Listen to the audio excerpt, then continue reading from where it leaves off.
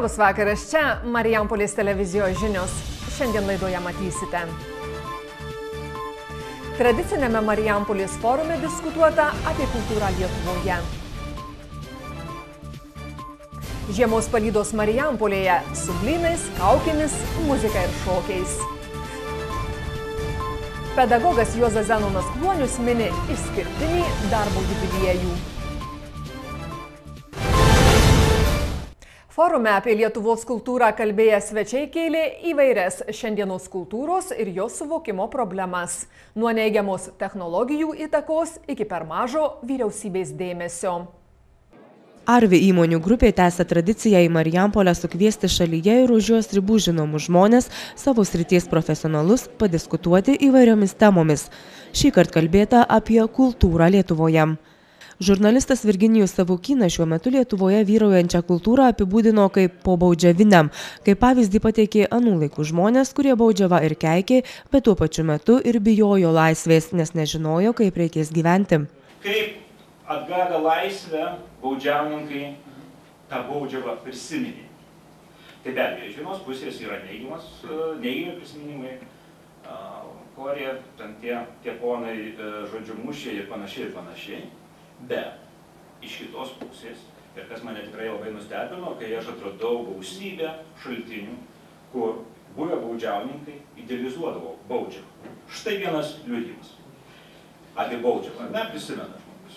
Žmonės buvo pamaldūs, baikštus, pildydavo visokius ponų ir bažnyčios įstatymus. Girtybė, kad ir buvusi, bet ne tokia kaip dabar, užmušimų nesigirdėjo, susiję tarp savęs baudžiauninkai buvę labai meilūs. Kas turi lašelio gėrimo, vienas neišgers. Sueina, padainuoja ilgai tęsiamas plačios laukų erdvės arimus primenančias vargo dainas, valiavimus pasivaišina. Valiavimo darbus, mišimo dainų daugiau dainuodavę. Šienapjūtis buvęs dainingiausias, smagiausias darbų laikas. Mergaičių su vaikais retenybė. Dabar žmonių bendravimo esą visokių skyrių kompanijų, o tada žmonės buvo visi lygus. Taip pat ir dabar žmonės savotiškai idealizuoja praeitį, sovietmetį. Laisvės baimė išlikusi iki šiol. Žmonėms vis dar reikia stiprios rankos, stipraus vado, kad pasirūpintų mūsų likimu, kad kuo mažiau būtume atsakingi patys. Sociologinių apklausų duomenimis daugiau nei 40% apklaustųjų teigia, kad gyventi sovietiniais laikais buvo daug geriau. Man regis būtent ta pobaudžiavinė kultūra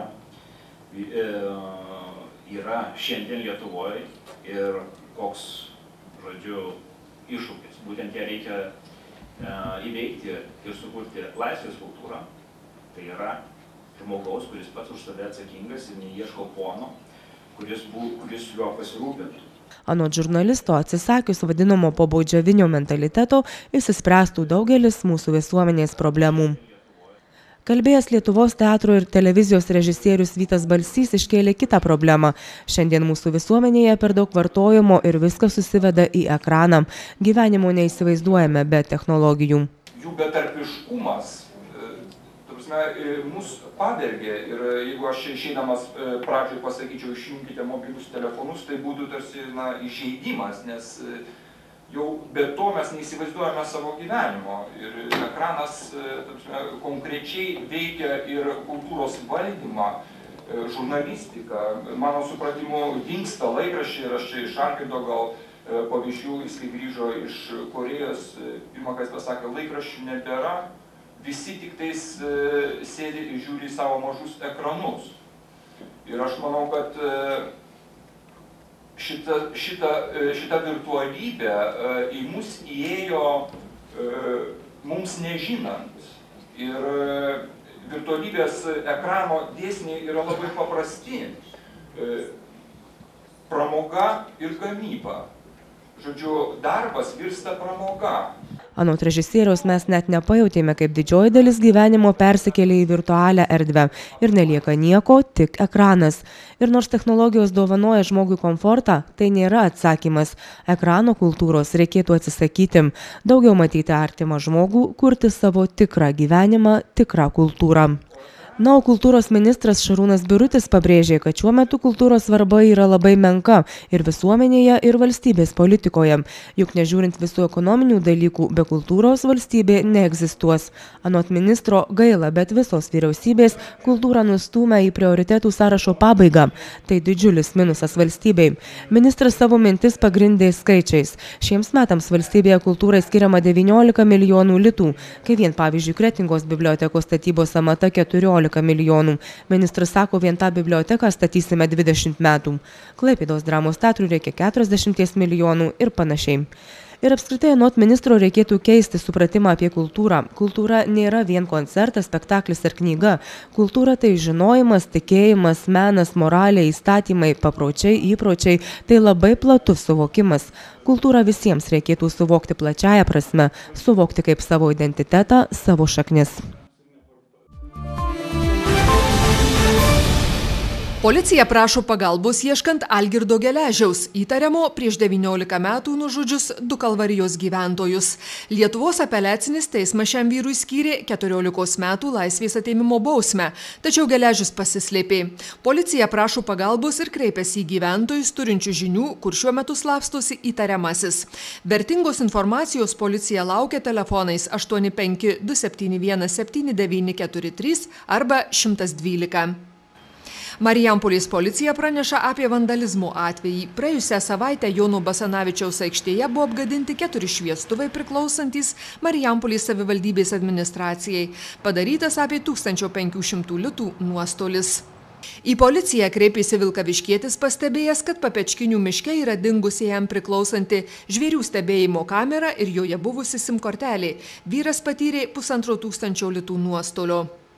Sergamumas gripu ir ūmiomis viršutinių kvėpavimo takų infekcijomis apskrityje vis dar viršyje epidemijos lygį. Visuomenės sveikatos centro pranešimu bendras susirgusiųjų asmenų skaičius sumažėjo, tačiau gripo atvejų registruota daugiau nei ankstesnę savaitę. Bendras apskrities sergamumo rodiklis sumažėjo nuo 172 atvejų iki 156 10 000 gyventojų. Didžiausias sergamumas išlieka Marijampolės savivaldybėje, čia registruoti 1123 susirgimai, iš jų 370 gripo atvejų. Teritorinės darbo biržos duomenimis nedarbo lygis Marijampolės savivaldybėje siekia 10,8%. Per mėnesį jis išaugo beveik procentu.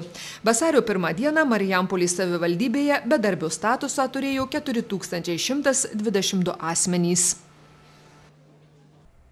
Sekmadienį Marijampolėje šurmuliavo užgavėnių šventė. Gausiai susirinkę marijampoliečiai žiemą išlydėjo linksmai ir triukšmingai. Ne tik Lietuvoje, bet ir visoje Europoje žinoma užgavėnių šventė švenčiama likus 7 savaitėms iki Velykų. Jos paskirtis išvyti žiemą ir paskatinti kuo greičiau ateiti pavasarį. Tikrosios užgavėnės antradienį, tačiau visoje Lietuvoje, taip pat ir Marijampolėje būrė persirengėlių, linksmai ir triukšmingai žiemą varė dar savaitgalį. Rygiškių Jono gimnazijos stadione marijampoliečiai susirinko itin gausiai, netrūko ir persirengėlių. Išradingomis kaukėmis pasipuošusi ji tikėjosi, kad žiemą išvaryti tikrai pavyks.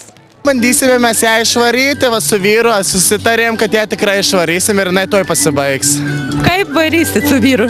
Kai varysim, deginsim orę, tą labai didelę, kur matome, ir kaip vyrelį mes ją varysim. Oi, varysim. Baisiai. Šokiai, pokiai bus, blynai, bulvinė ir miltinė, labai bus smagu ir skanu. Labai karštai. Bus viskas pas mus karšta ir išbėgs ta žiema. Gydytoja, žinot, jinai dirba savo darbą. Ji dirba savo darbą. Matot, kiek daug žiūrovų vos talpina, matot, stadionas. Reiškiasi, žmonės sveiki. Reiškiasi, mes gerai dirbame. O tai kaip žiemą varysit, prisidėsit? Taip, be abejo, prisidėsim natūraliom priemonėmis. Žolelėm įvairiom. Turim šiandien, kadangi šįmet yra gyvatės metai, tai turim padžiavytos gyvatės, vaišysime visus gyvatę, kaip sako, dzvukai, kad įsiskostų visi, nes, žinot, nuo gyvatės ant pilo visą laiką oda tampa švelni, graži, sako, koksai gražus, kaip įsiskotės jisai. Oi, tu žirgeli, turistų laivė, oi, tu žirgeli, turistų laivė. specialios kaukės per užgavėnes ne šiaip sau, vyriausioji šventės ragana paaiškino, kad viskas turi savo reikšmę. Vyras ir žmona tai meilė reiškia, turi šiandien daug bučiuotis, labai vienas kitam būti dėmesingiam. Raganos turi stebėti, kokie žmonės yra nepatenkinti. Jeigu tik susiraukia, nepatenkinti, neina šokti, viskas blogai, juos turi griebti, guldyti į sniegą, ir truputėlį prilupti su šluotam. O šiaip šiandien turi būti visi žmonės laimingi, gerai nusiteikę, atėjo į šventę, kurią mes ir stengsimės jiem parodyti gražią.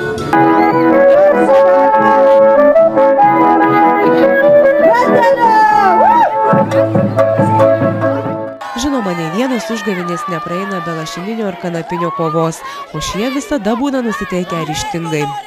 Galvoju, kad jis mane neįveiks, ir dar žiema nesibaigs. Ar patinka jums žiema, kad taip nenorit išleisti? Aišku, apsirengi, šiltai gyveni, pačiužinėjai. Kausime su lašininiu, nugalėsime jį. Bandysiu su maišais iš pradžių, paskui su kirviu tą baigsiu. Sakot, pavyks išvyti žiemą? Pavyks, pavojo. Laisva, tikrai. Prie visų į žiemos išlydėtuve susirinkusiųjų prisidėjo ir savivaldybės meras. Žiema jau laikas, dar biskučiuką ne, bet jau ateina vasario pusė ir visai kiekvienais metais išvarom. Aš manau, kad kuo greičiau išvarysim, tuo visam miestui bus geriau, mažiau mokėsim už šildymą. Na, o šventėje susišilti kvietė laužas ir žinoma riebios vaišės. Pirmiausiai tradicinis užgavėnių patiekalas riebūs blynai. Blynai per užgavėnę simbolizuoja ne tik sotumą, skalsumą, pilnatvę, bet ir draugę su pavasariu sugrįžtančią saulę. Todėl kuo jų daugiau, tuo geriau. Po energingų šokių ir riebių blynų buvo sudeginta morė, kurią šie metai šventėje sukūrė profesinio rengimo centro auklėtiniai. Morės deginimas simbolizuoja bandymą atsikratyti visko, kas per žiemą buvo bloga, nuvyti blogą žiemos dvasią. Po užgavėnių prasideda iki Velykų truksianti gavėnia ir pavasario laukimas. Marijampolietis Juozas Zenonas Kluonius paminėjo auksinį darbo jubiliejų. Jis išskirtinis tuo, jog visus 50 mečius jis išdirbo toje pačioje įstaigoje, profesinio rengimo centre. Į gražią ir išskirtinę šventę praėjusį penktadienį susirinko profesinio rengimo centro kolektyvas. Šio šventinio susiejimo kaltininkas Juozas Zenonas Kluonius, jau 50 metų dirbantis profesinio rengimo centre. Jubiliatas prisipažino, esu konservatyvus, matyt todėl tiek metų dirbu viename darbe. Anot sukaktuvininko, darbas mokykloje turi daug pliusų. Vienas iš jų, dirbdamas su jaunimu, pats jautiesi jaunesnis. 18 metų uždirbęs dėstytoju, buvau pakviestas dirbti administracijoje, 10 metų vyrmeistru išdirbau, paskui 8 metus pavaduotoju ir nuo 2000-ųjų, kada įsisteigė centras buvo įsteigtas, tai persikvalifikavau. Tų idėjų ir čia pilna, minčių pilna, darbo veiklos rytis yra tarp jaunimo, nes turiu ir kitą hobį, saviveikloje dalyvauju nuo pat jaunų dienų ir dabar sidabrą iššaukiu ir bočiuose dalyvauju, visur kelionės, taip kad viena pusė kultūrinė veikloje, kita čia. Dabar profesijos mokytojų dirbantis Kluonius būsimuosius kelininkus moko kelių technologijų, o autoremontininkams dėsto techninių matavimų discipliną. Kada kelininkai nauja buvo specialybė Respublikoje, iš vis mūsų centre pirmutinė buvo, tai tada reikėjo ir literatūros ieškoti, vadovėlių jokių iš aukštų, tai tiesiog pirmus metus ištisai Vilniaus techninėje bibliotekoje prasidėdavo dienų dienas, kol pasiruoš susirinkti konspektus, viską, o dabar tai jau viskas jau žinoma. Tai nesigailit, kad šitiek metų dirbat vieno įstaigo? Tikrai ne. Jubiliatą sveikino kolegos dėkodami už profesionalumą ir norą padėti kitiems. Tegul tai, ką išdalijote kitiems, dabar su kaupu grįžta jums, linkėjo bendradarbiai. Tiesiog man atrodo, kad tiktų žodžiai Vinco Kudirkos į darbą žodžiai. Visi vyrą šarvuoti mokslo atkakliu. Paimsime arklą, knygą, lyrą ir eisim Lietuvos keliu. Iš tikrųjų, man atrodo, kad Zenono gyvenime visas šitas labai tinka. Išskirtinio darbinio jubiliejaus proga Juozui Zenonui Kluoniui buvo įteiktos švietimo ir mokslo ministro bei centro direktoriaus padėkos.